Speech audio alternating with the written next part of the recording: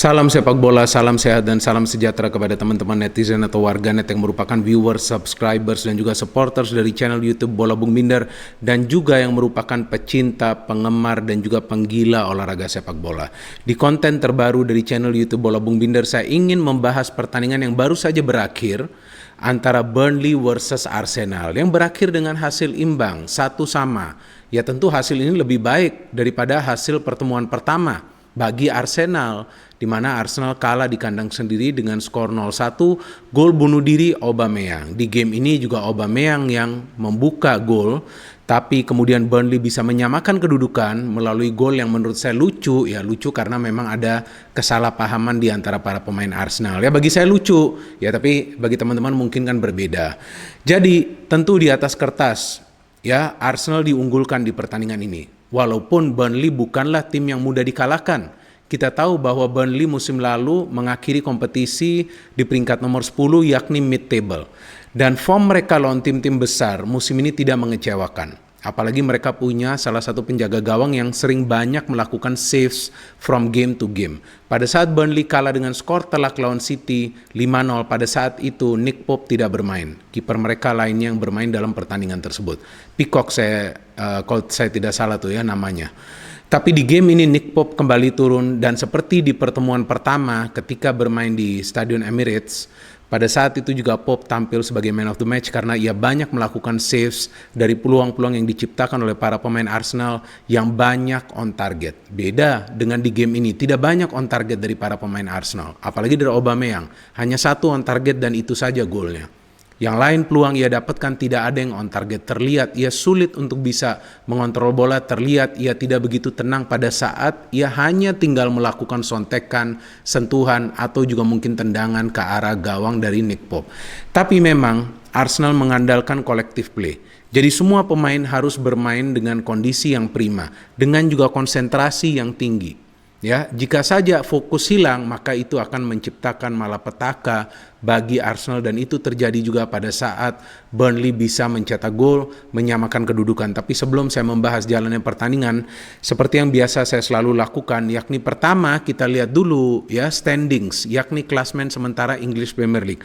Arsenal dengan bermain seri lawan Burnley berarti sekarang mereka berada di peringkat nomor 10, and then perbedaan mereka dengan Everton adalah 8 poin ya. 8 poin, Everton sudah mendapatkan 46 poin, sedangkan Arsenal sudah mendapatkan 38 poin.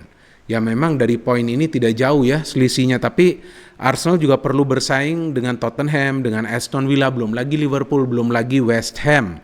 Jadi untuk lolos ke kompetisi Eropa musim depan bagi saya untuk saat ini adalah sesuatu hal yang mustahil bagi Arsenal, kecuali ada keajaiban di mana tim-tim yang berada di atas Arsenal semuanya mengalami kekalahan 2 atau 3 kali dan Arsenal memenangi semua pertandingan sisa mereka musim ini. Tapi kita tahu bahwa lawan-lawan mereka tidaklah lawan-lawan yang enteng, ya kan? Lawan-lawan yang berat, ada Tottenham Hotspur, ada West Ham juga. Belum lagi mereka perlu bermain di Europa League. Artinya tenaga dan konsentrasi para pemain tentu akan terbagi. Anyway, selain juga tadi saya sudah membahas tentang standing satu klasmen sementara, saya juga selalu membahas line up dari kedua tim.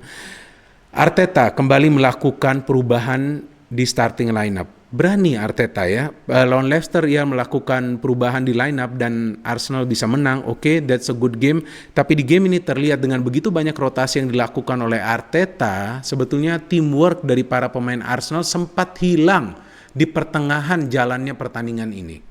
Dari starting lineup Arsenal terlihat Arteta mengistirahatkan untuk sementara Pepe, Lacazette di bangku cadangan dulu ya, kedua pemain tersebut. Kemudian Dani Ceballos juga ditaruh di bangku cadangan karena memang Thomas Partey sudah bisa bermain kembali. Elneny juga tidak mendapatkan tempat, Gabriel juga tidak mendapatkan tempat, Bellerin juga tidak dimainkan. Justru Arteta memilih Aubameyang sebagai target man Willian, karena Willian memang bermain bagus. Lawan Leicester di game ini juga Willian tidak mengecewakan. Emil Smith Rowe cedera sehingga yang masuk adalah Odegaard bermain dari awal, Saka bermain di kanan, Granit Xhaka dan juga Thomas Partey bermain di posisi defensive midfielder yakni double pivot. Tierney memang perlu bermain ya, ia pemain yang akan diandalkan untuk melakukan overlap dan crossing yang tajam. Pablo Mari dan David Luiz, partnership kedua pemain ini sebetulnya bagus, dan Chambers yang jarang bermain ya bagi Arsenal di musim ini, tapi ya Arteta sepertinya memberikannya juga menit bermain. Ben Leno terlepas dari kesalahpahaman antara Leno dan juga Xhaka, tapi overall penampilan Leno di game ini bagus. And then from Burnley tadi saya sudah sebut tentang Nick Pope, tapi mereka juga punya pemain-pemain lain seperti Ashley Westwood, kemudian juga Josh Brownhill, kemudian Matthew Lowton, and then Chris Wood, and then Vidra ini pemain yang fisikal banget, Dwight McNeil, Charlie Taylor, dan Ben Mee. Saya suka Ben Mee ini ya, ini pemain yang memang bermain agresif di setiap pertandingannya, kapten tim, dan ia juga cukup bagus ya untuk bisa mengawal lini pertahanannya. Jadi memang tidak mudah lah bagi para pemain tim lawan untuk bisa melewatinya, dan ia sering banyak melakukan blocking.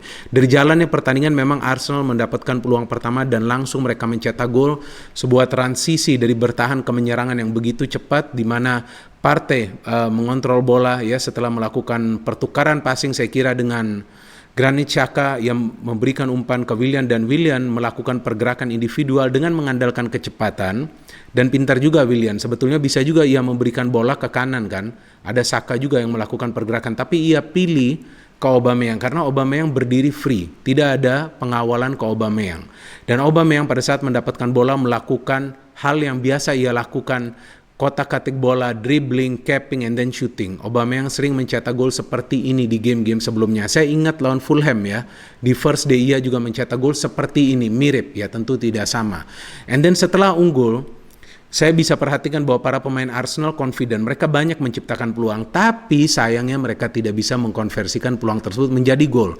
Yang perlu kita ingat bahwa pada saat tim melakukan serangan terus-menerus melawan tim yang menerapkan strategi defensif dan mereka tidak bisa memanfaatkan peluang yang mereka peroleh, tentu itu bisa backfire atau artinya bisa menjadi bumerang bagi mereka. Pada saat nanti tim tersebut ternyata bisa menyamakan kedudukan, nah nanti akan lebih sulit lagi untuk meraih keunggulan dan mencetak gol karena tim lawan tersebut kan bermain defensif, dan itu yang terjadi dengan Arsenal di game ini. Saka juga mendapatkan peluang kan setelah one two passing dengan Aubameyang, sayang ia tidak bisa convert peluang tersebut padahal sudah di depan gawang. Ya artinya memang ini bukan harinya Arsenal nih, sudah terlihat nih. Dan akhirnya kan kita lihat Burnley bisa menyamakan kedudukan. Nah, saya agak bingung nih, kenapa Leno memberikan bola ke Granit Xhaka daripada ia sebetulnya melakukan tendangan yang jauh. Ya kalau ke Luiz agak berat ya karena sudah dekat jarak antara Leno dan pemain Burnley lainnya tuh yang berada tidak jauh dari David Luiz. Saya justru melihat di tayangan ulang ada sepertinya sinyal tuh dari Granit Xhaka yang meminta bola, sehingga memang Leno memberikannya kepada Xhaka. Sayangnya Xhaka tidak bisa mengirimkan umpan akurat ke David Luiz. Justru umpan yang coba diberikan oleh Granit Xhaka ke David Luiz terkena badan dari Chris Wood, saya kira dadanya ya, dan pantulannya justru mengarah ke gawang dari Bernd Leno, di mana Bernd Leno sudah mati langka, out of position, dan prosesnya terjadi begitu cepat sehingga tampak ia juga tidak punya waktu untuk memikir bagaimana caranya untuk menyelamatkan gawangnya.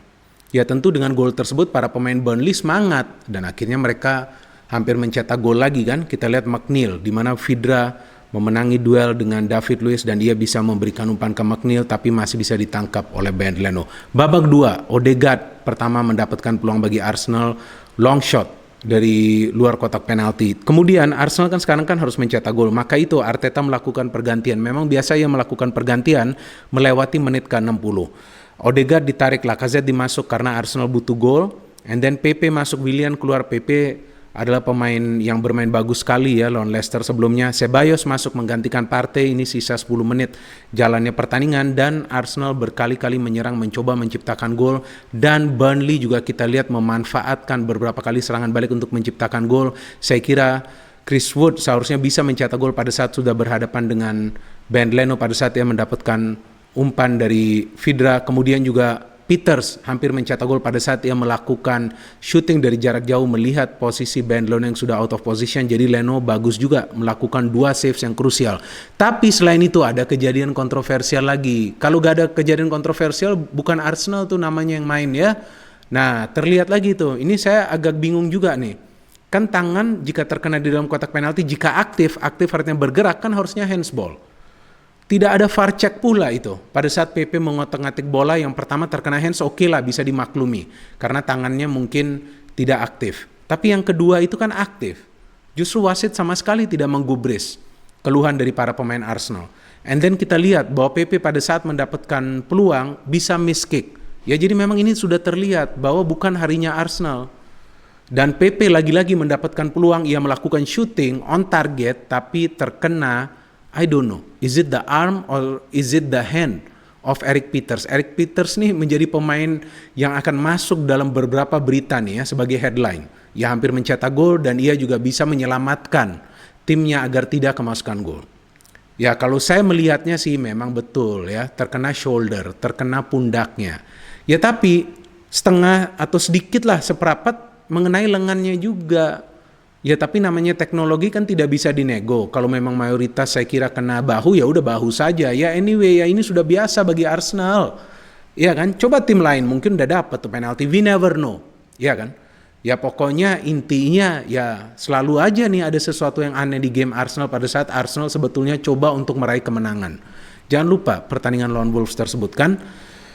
And then Arsenal also almost scored a goal pada saat pertandingan akan berakhir. Tendangan dari Ceballos terkena tiang. Burnley juga kita tahu bahwa sisa 5 menit mereka bertahan total. Dan sayang sekali Arsenal tidak bisa menang di pertandingan ini karena selanjutnya pertandingan-pertandingan mereka cukup berat ya di sisa pertandingan musim ini. Selain juga mereka akan bermain di Europa League saja. Selanjutnya lawan Tottenham, lawan West Ham, belum lagi lawan Liverpool, belum lagi lawan Sheffield United, ini tim tidak gampang ya dikalahkan, belum lagi lawan Chelsea, belum lagi lawan Palace, akan lebih sulit lagi bagi Arsenal. Tapi tentu kita semua yang merupakan pendukung dari Arsenal perlu berharap yang terbaik bagi Arsenal. Berharap ya, tapi jangan terlalu optimis. Anyway, saya akhiri saja konten saya di sini. Saya perlu membuat konten ini karena saya baru saja selesai menonton pertandingan antara Burnley versus Arsenal yang tadi sudah saya sebutkan berkali-kali berakhir dengan skor imbang 1-1. See you next time in the next content of channel YouTube Bola Bung Binder. No hate, only football. Salam sepak bola.